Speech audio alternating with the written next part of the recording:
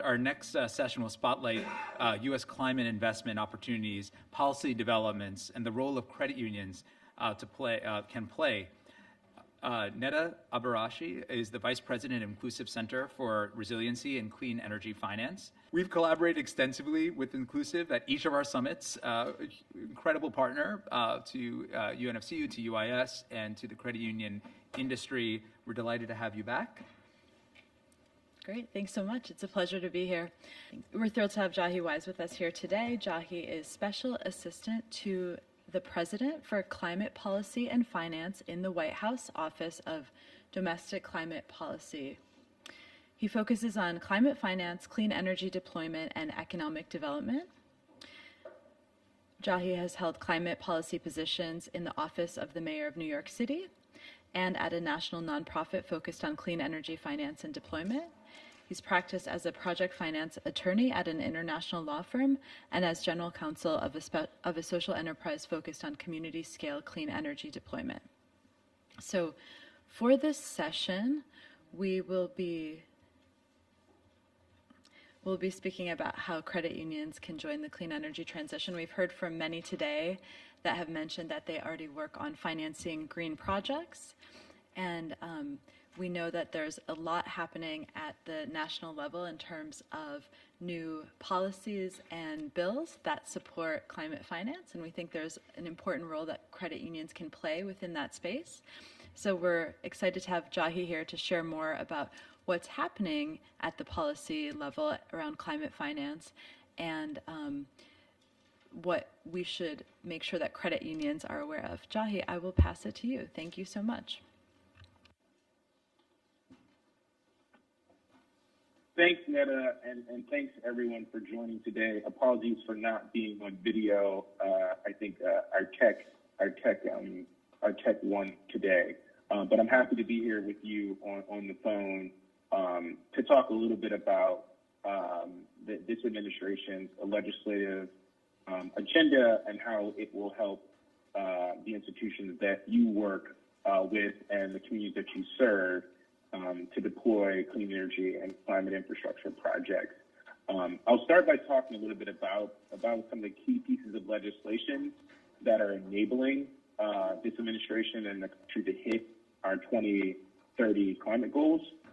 And then I'll talk specifically about kind of two buckets of policy that's proceeding apace right now that we think are particularly important for our financing institutions, community-serving financing institutions to be aware of in order to participate fully in the climate transition that's happening. So first, just stepping all the way back, thanks to kind of incredible work of the president and the hard work of advocates and leaders like yourselves nationwide, the Inflation Reduction Act passed earlier this year, and it included $379 billion in clean energy and climate investments. When you add those on top of the investments from the bipartisan infrastructure law and the CHIPS and Science Act and the American Rescue Plan, we are on a path right now to achieving the president's bold climate goals in a way that will create cost savings for American families, good, high-quality jobs for American workers, and economic development in American communities across the country. To just drill down on the climate impact for a second, a 50 to 52% reduction in emissions below 2005 levels by 2030 is in reach based on the investments that we have now. Carbon pollution-free electricity sector by 2035 is in reach as a result of the investments that we have now. And a net zero economy by 2050 are all in reach based on the investments that we have now.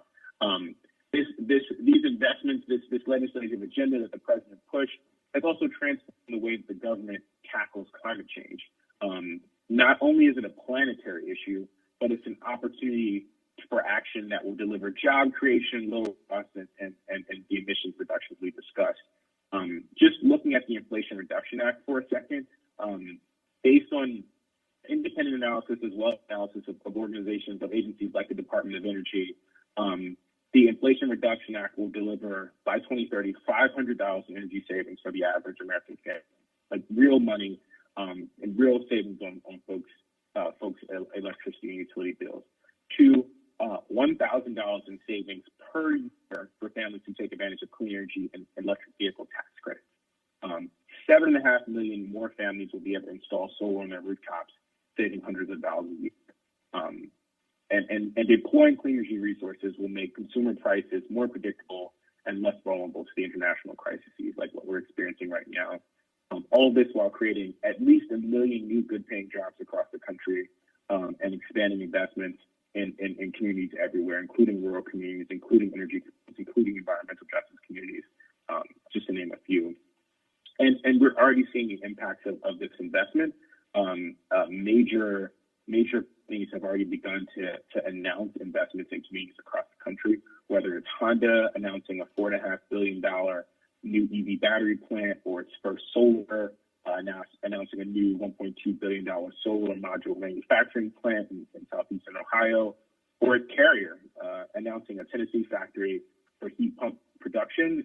The investments are coming online now to meet this clean energy moment. So we're just incredibly excited. And I just want to make sure I spend a minute or so just covering kind of what this means at the macro level and the opportunity that's in front of us.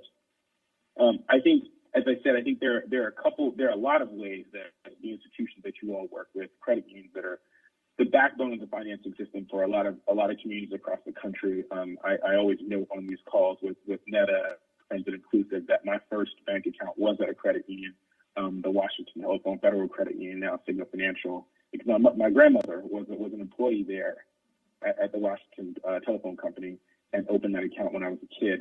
And it's the first account. It's an important account for a lot of families and communities. Of the way that those communities access car loans, access home loans, access the resources that they need to live their lives. So incredibly important role. Your institutions play an incredibly important role in financing the transition. So I want to talk about two really big kind of tranches of policy that I want you all to be aware of as you think about your work over the next 10 years. The Inflation Reduction Act, like I said at the top, over $370 billion in investments in climate. 270 of those $1 billion are going to actually come through the tax code. The Inflation Reduction Act created and modified and revised and expanded a number of the clean energy tax credits that have already existed, and created ones that'll do everything from, make sure that families can get affordable electric vehicles, to making sure that new homes are built to the highest energy efficiency standards, to making sure we're investing in manufacturing in communities that have been hardest hit by the transition away from fossil energy. It's a massive suite of investments to make sure that families and communities can benefit from this transition. The Department of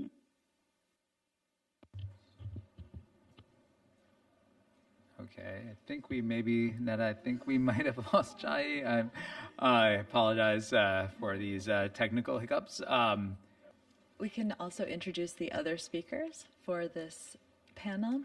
We have Joanna Jackson, who's certified credit union financial counselor and development educator, but she's also the Sustainable Lending Manager at Tucson Old Pueblo Credit Union in Arizona. And we have Lori Fielder, who's the V-Green Program Director at Vermont State Employees Credit Union in Vermont. Well, I could jump into my slides, and then Joanna will go to your slides, and then Lori will go to your slides. Okay, great. Thank you.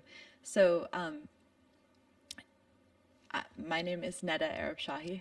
I'm the Vice President for the Inclusive Center for Resiliency and Clean Energy. Inclusive is an organization that supports credit unions, and I'll get into that in a moment. But we are supporting credit unions in joining the clean energy transition. We think there's a very important role that credit unions can play in financing green projects and making the clean energy transition accessible to communities that have been excluded to date. So if you could go to the next slide, please. Inclusive's mission is to help low-income people and communities achieve financial independence through credit unions. We have a network of 494 community development credit unions located across 47 states, Washington, D.C., and Puerto Rico. Those 494 credit unions have combined assets of $260 billion, and they represent 18.3 million members across the country, 18.3 million credit union members and community members across the country. 75% of our network of credit unions are low-income designated, 58% are certified as community development financial institutions, or CDFIs, 30% are minority depository institutions, and we're proud to be associated with 17 credit union leagues. If you could go to the next slide, please. So today we want to talk about green lending. So I first just wanted to address what is green lending. So we consider green loans to be loans that finance any projects that lower greenhouse gas emissions, that support energy efficiency, renewable energy, and or help to lower household utility bills. For example, energy efficiency or solar that lowers utility bills, but also things like electric vehicles.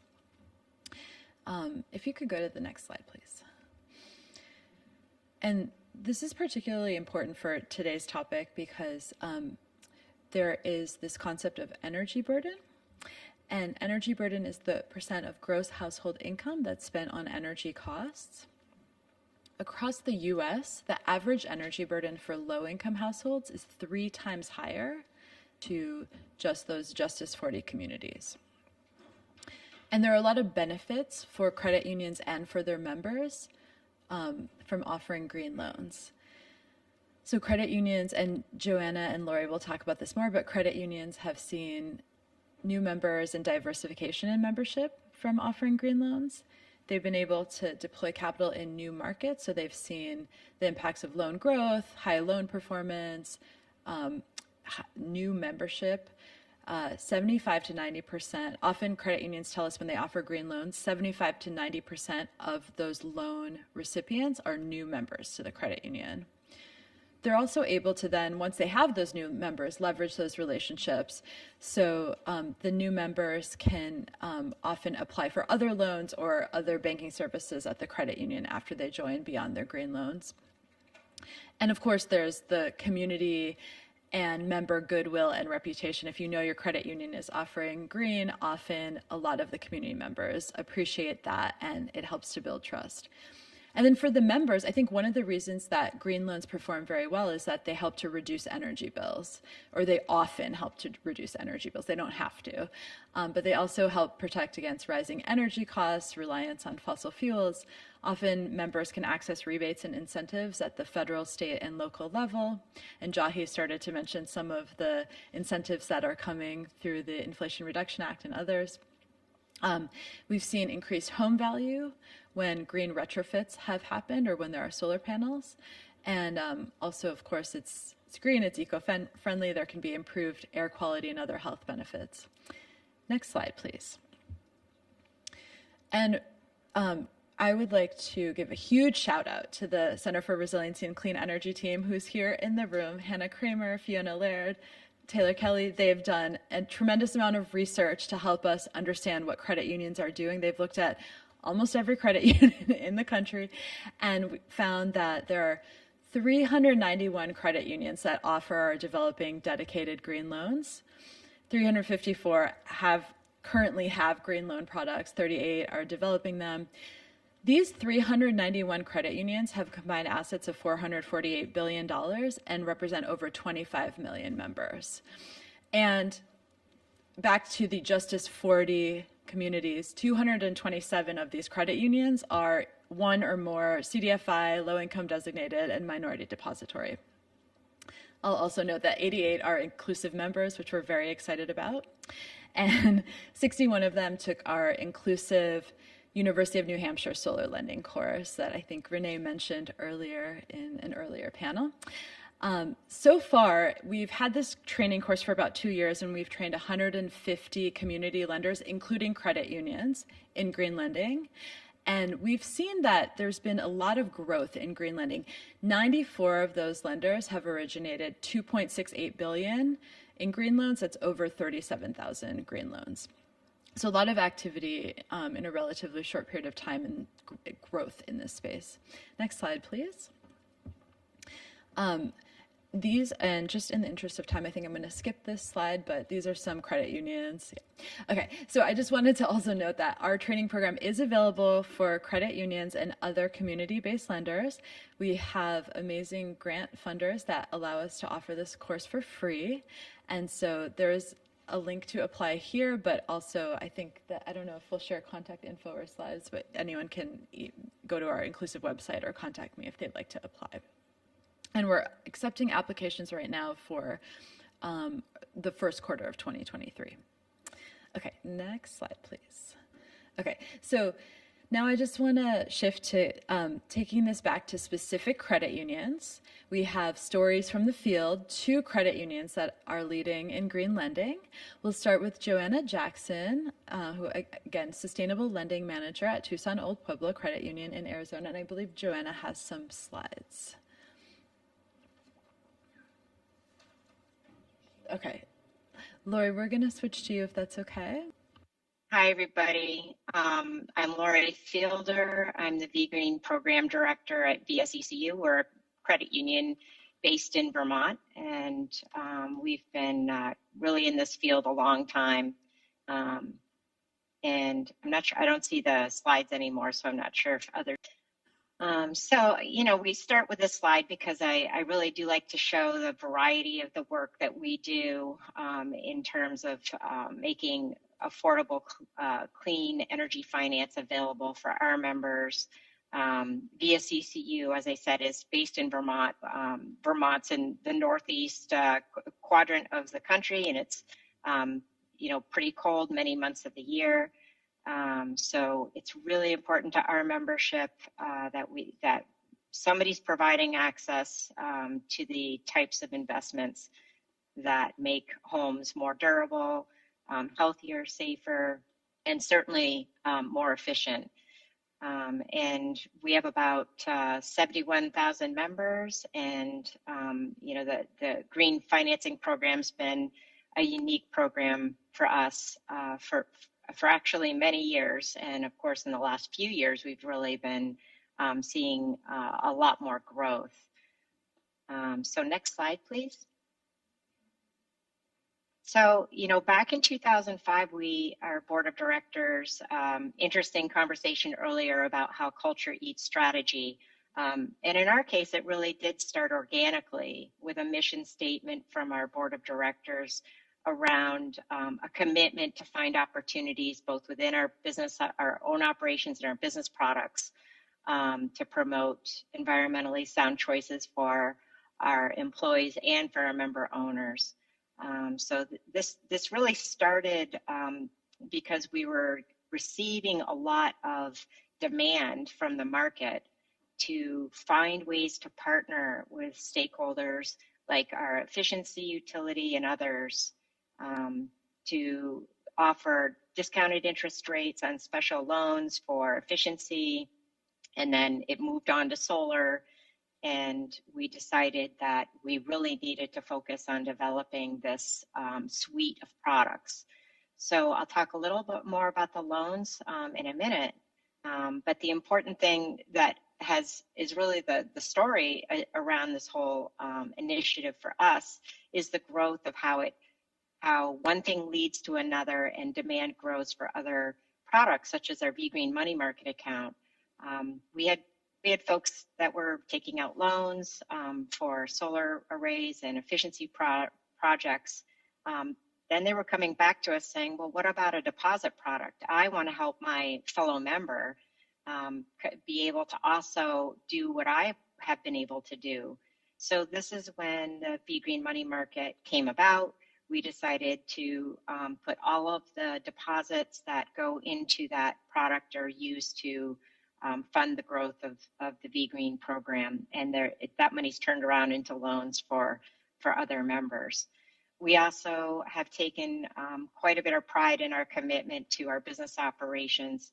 We every time we update a branch or another building, we really seek out the highest efficiency features and technology that is practical for us. We also have a solar array, which you saw in that first slide, that offsets most of our electric energy consumption. Some of the partners that we work with are listed here, from solar vendors to the Northeast Sustainable Energy Association, Global Alliance on Banking with Values. There's others, Efficiency Vermont, and we work with these partners to really respond to what our members are looking for. It became clear that, and I think this is important to remember when we're talking about what we can do versus what others can do. Our specialty is in lending and finance and underwriting. Our specialty isn't in completely understanding the technology all the time. So it's important to find those partners and agencies, other nonprofits and other companies that have a stake in this space as well, and also are committed, and their mission is to work on really addressing the huge challenge of climate change. Next slide, please. This slide really just is to illustrate the growth of the program over the years. In 2012, the program portfolio was at about 2.1 million. And just this year, we jumped over that 100 million mark. And, most of this is, there's some years that we had more growth than others. Some of it has to do with some of the regulations in Vermont. Energy efficiency and solar tend to also have a really, local or regional component where if there's extra incentives being offered or, there's a regulatory hurdle or challenge put forth, especially in the solar area, it can slow down growth. So these are just sort of the milestones over the years that we've experienced, and ending with, of course, 2022, where we finally hit that $100 million mark with our portfolio. Next slide, please. And finally, here's some of the loans that we offer. Everything from our very sort of general energy improvement loan, and that can be up to 20 years. We have a home energy loan that we offer in partnership with Efficiency Vermont. We have an equity loan, green vehicle loans, especially for electric vehicles and for commercial options.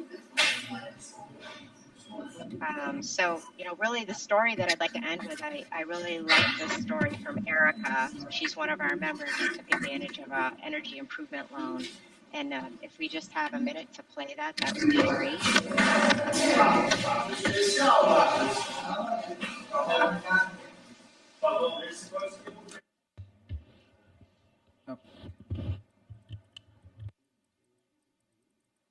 Does somebody have the ability to click the link? So my name is Erica Dana. Okay, I moved here 16 years ago. The house was built in 1987. It had the original oil boiler in it, and eventually it started to fail. We had to either pay $4,000 to get it fixed or get a new system. So I went looking for rebates on oil boilers, and I found rebates on other types of boilers, and I was intrigued. So that's when I started looking at pellet boilers. When I started working with Lime Green Heat, they recommended VSECU as one of their partners in financing. I've lived here my whole life. I've lived in Vermont my whole life. I've raised my kids here in Vermont. It's really important to me to work with Vermont companies, to work with Vermont businesses, to work with places like VSECU, so that I can support the community building, I can support environmental issues, which are really important to me. The wood pellets in my basement come from logging around New England, but it's all waste wood. It's the wood that used to be used for paper that we don't use anymore because we have smartphones and tablets. All of that is now going to things like wood pellet boiling and wood chip boilers. So it's a renewable source of energy. Without a program like V-Green Loans through VSECU, I wouldn't have been able to put in a pellet boiler, and I wouldn't have been able to make that environmental choice.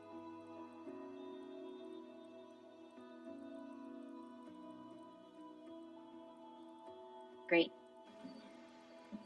Thank you. Yeah, so that's really, Erica's pretty, So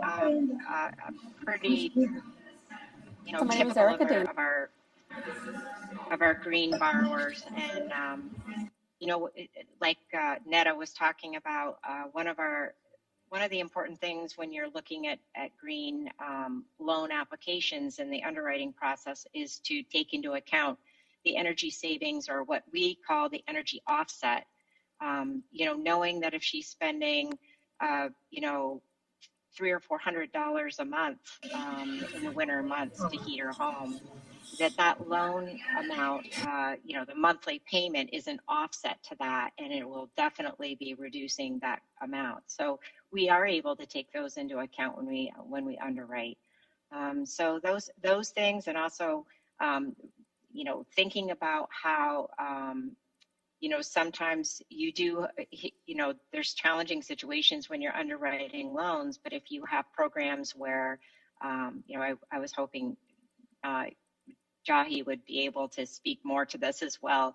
But if we could access additional ways to support the lending that we already do, to support the capital that we do have, to help us with cost of funds, which is really important right now, and liquidity, it would really allow us to grow the program and extend, financing that's affordable to even more people that, might be in a situation where a regular loan at a regular rate may not be possible for them. So yeah, that's a little bit about VSCCU, and I'm looking forward to hearing questions from folks that are attending. Okay, thank you so much, Lori. Let's try to see if Joanna has audio now. Joanna? Okay, well, thank you for having me today. My name is Joanna Jackson. I'm the Sustainable Lending Manager at Tucson Public Credit Union here in Tucson, Arizona. We go by Top Q, so you'll hear me saying that. We started offering solar loans around 8 years ago. When we started the process, it was a very manual, lengthy process where the member literally had to come in and had a paper referral. They sat down with a member service rep. They handed them a paper copy of their installation agreement with the solar contractor, and then they left the credit union with a paper check.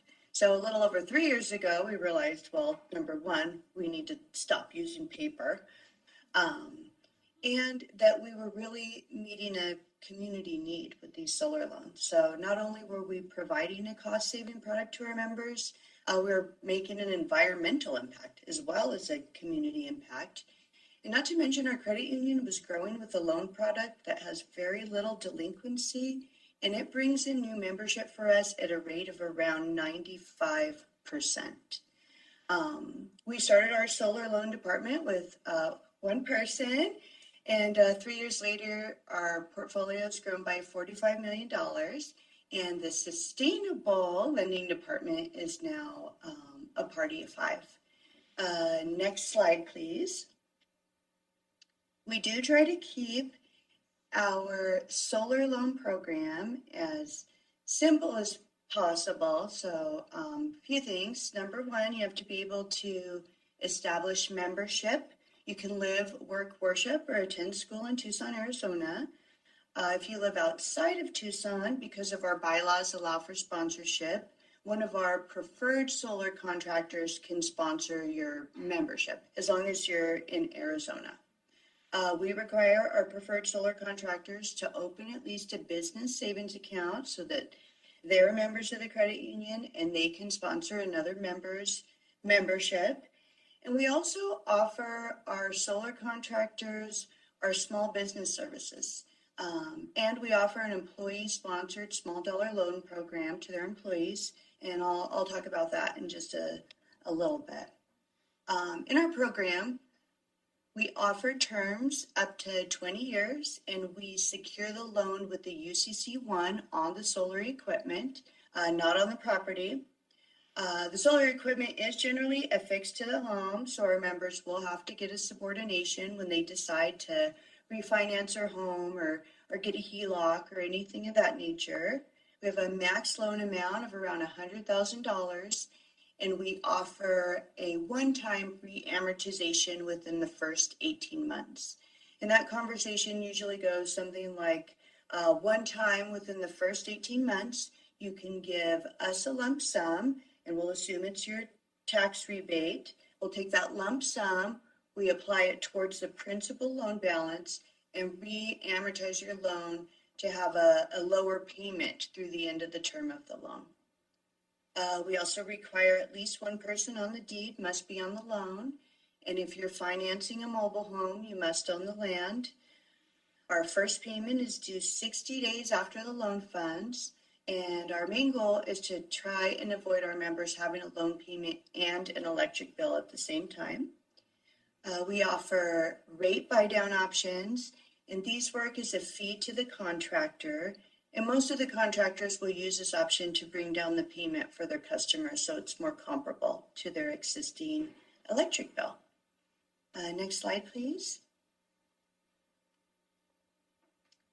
On top of the usual monetary benefits to the credit union of a successful loan program, we've been working on other ways to measure our success. And we are super proud of the environmental impact that we have. We're using solar on both of our branches. We have xeriscape landscaping at both of our branches that don't require any water. And we also often offer incentives to our employees that bike or walk to work instead of drive. We don't really encourage that in the summertime as much as we do in the winter here, but we still do it. And let's see, we're also measuring our success at how we're making a community impact. So we're forming partnerships with local groups that work on providing the low-income community with healthy homes. We support our small business owner with our products to help their business grow and to create more job opportunities in the industry and in our community. And we believe that providing our members with a cost-saving product that can build credit, along with the financial education we offer, can create financial empowerment for our members as well. And one of my favorite products we've been able to put into motion because we started the sustainable lending with help from our solar businesses is our ESSDL program. That's what I spoke about earlier, the Employee Small Dollar Loan Program. It's a program that offers loans up to $1,000 that is not dependent at all on credit score. So the applicant actually goes through the HR system at their workplace, and the workplace sends over the information to the ESSDL team, which is the solar loan team, which is now the sustainable lending team. And these loans are paid back through a $25 payroll deduction. The program is meant to keep employees away from predatory lenders. It's also meant to help our small business partners with employee retention and productivity. It helps when an employee experiences an emergency like dental work or car problems or any other everyday financial issues, even non-emergency situations. So here on the slide, you'll see a picture of Jeremy Marsh. And Mr. Marsh has been so kind to give me permission to tell his story. So Jeremy works for a solar installer at Technicians for Sustainability, TFS, here in Tucson, Arizona. And he was planning on proposing to his girlfriend and was going to take a payday loan to pay for a vacation trip and engagement ring. And it was less than $500. So when Human Resources at TFS let Jeremy know he could qualify for a small dollar loan through TopQ and TFS with as little as $25 per paycheck, he was ecstatic. And after obtaining 2 ESSDL loans and paying them both off through payroll deduction, Jeremy's credit went from 545 to 649 and then to 765. So he had built his credit status enough to finance a car for his growing family. And he says, if it weren't for TopQ and TFS, I wouldn't be in the position I am today. And now he's currently working on his path to homeownership, and he has let us know that we will be his only choice for his solar loan once he buys his first house. Next slide, please. very excited for Jeremy's future. And also, speaking of a future that we're looking forward to, Top Q is at a very exciting place. So we are transforming our strategic plan towards sustainable equality. And how we're doing that is we're asking ourselves a question of how do we get our member to overcome barriers? So it starts by identifying the barriers. One of the first things that we're working towards is I-10 lending and allowing for alternative forms of ID to open membership. We're also working on a solar empowerment program with a local nonprofit group. And that's going to help us be able to get low-income members into energy efficient products and solar. Our program is also going beyond solar to energy efficient products, including small dollar appliance loans. It can help with credit building and also, of course, contribute to lowering greenhouse gas emissions. And I just want to say, I love my job because what we do makes a difference. And that's it. Thank you.